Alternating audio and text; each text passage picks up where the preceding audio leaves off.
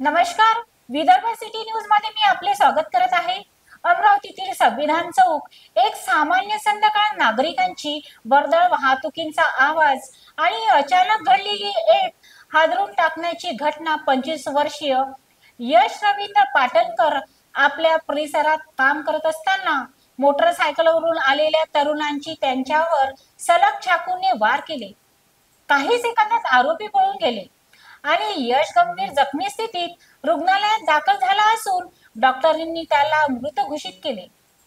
घटनेनंतर रुग्णालय परिसरात तणाव निर्माण झाला. कुटुंबीय आणि मित्र हतबल झाले.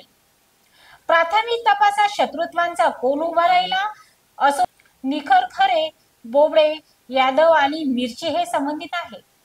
गाडगेनगर पोलिसांचा खुनाचा गुन्हा दाखल केला असून तपास सुरू आहे. सीसीटीव्ही फुटेज, पुरावे, साक्षी हे सर्व आता तपासांचा केंद्रबिंदू आहे. शहर भादरला आहे आणि प्रश्न निर्माण होतो, अशा घटना थांबणार तरी कधी? Vidarbha city news Amravati.